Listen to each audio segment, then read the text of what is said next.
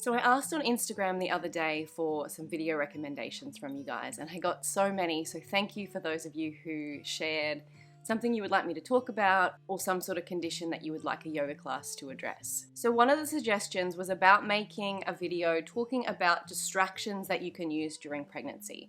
So when you're feeling really overwhelmed by all the things that you have to buy, whether you're overwhelmed by anxiety, things that you can use to distract yourself. And I started making a plan for what I would talk about in this video, and then I realized a lot of this I've said before. So if we're looking at distraction during pregnancy, distraction can be a really helpful tool to soothe yourself, especially when you're feeling anxiety.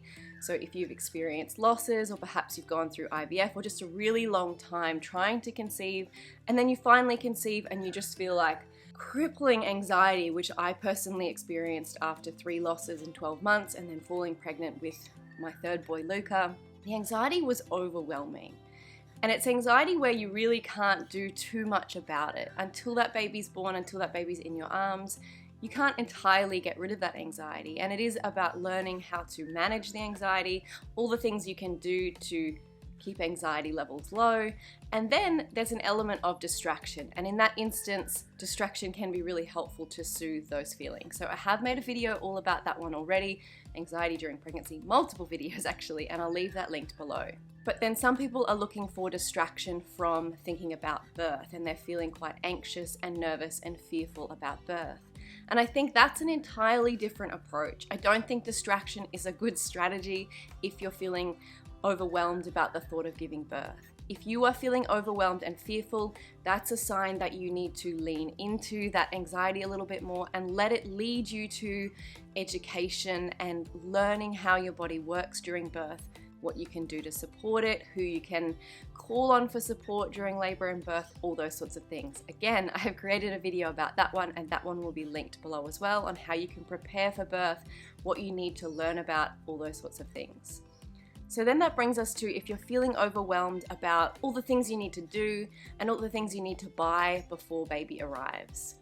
And I've definitely felt this myself. I remember, especially with my first, feeling like, oh, I've got to get all these things done because baby's going to be here soon and I'm not going to be able to do any of it afterwards, or I have to buy all these things for baby and I don't have this and I don't have that, and just getting myself into a bit of a spiral over all the things that needed to be done and I hadn't done them yet. And I get that they do cause a surface level anxiety, those things. There is an element of, once baby arrives, it's harder to do things, so there is a list of things you probably want to consider doing before baby arrives. However, usually these intense feelings around buying things, around doing things, are actually covering up something that's deeper.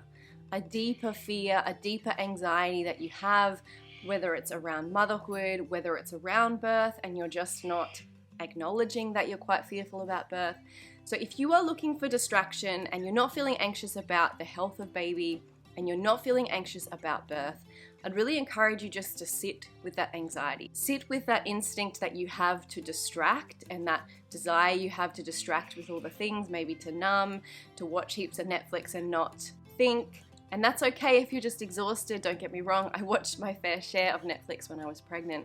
But if it is I want to escape because there's too much emotional stuff going on here, I want you to be brave and I want you to take some space and time. It can sometimes be helpful to work with someone else on this, so maybe find a counselor, you can reach out to me and we can work virtually. Just to have someone sit in that space with you and ask you questions around some of the thought patterns that might be coming up. So if you're feeling really anxious around all the things that you have to do, and perhaps you're feeling frustrated that your partner's not helping with those things, doesn't seem to be taking them seriously, maybe the deeper underlying concern for you is that your partner's not going to be there to support you in the way that you need once you become a mother.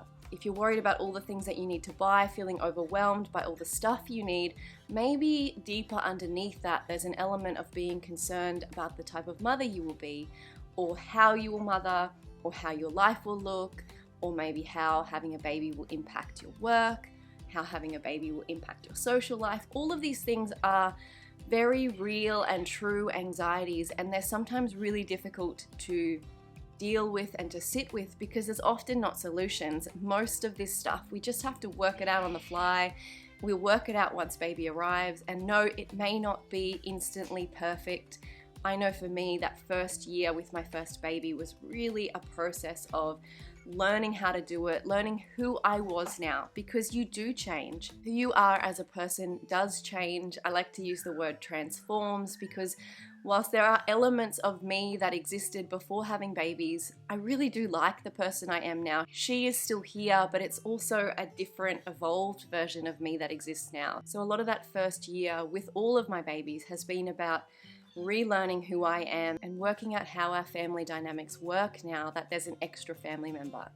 So if you're feeling the need to distract during pregnancy, I really want to urge you just to take some time to sit with those emotions. And perhaps at this point you don't know why you want to distract. You just feel like, oh, this is too much. I just need something to distract me. And that's okay. And distraction can still be a part of that. You can still use distraction to soothe you when it feels overwhelming. But I just want to also encourage you to make a little bit of space in your day, even if it's just 10 minutes, to just sit. You can do one of my pregnancy yoga practices if you like. I often find that a little bit of movement helps to burn off some of that surface anxiety so that you're ready to sit and just to be in a space of listening to what's going on for you. And it might not be in the first session that you're like, oh, that's what the anxiety is about. But if after you sit, perhaps you try some... Shut up. Can you hear those cockatoos? They are so loud today. But I'd encourage you after you sit to try some journaling and to try to do this every day or every other day and just see what unfolds for you. Pregnancy is a time of huge transformation in our lives, and I don't think we give that enough weight in our culture. We don't see it as a rite of passage and support women to navigate the emotional changes that that brings up for us. So sometimes we have to do that for ourselves, and I'd encourage you to really make the space for that during your pregnancy rather than just seeking distraction the whole time. So while that may not be the exact response you were looking for when you asked for distraction, I hope that it helps you to see another side of what distraction might be trying to show you.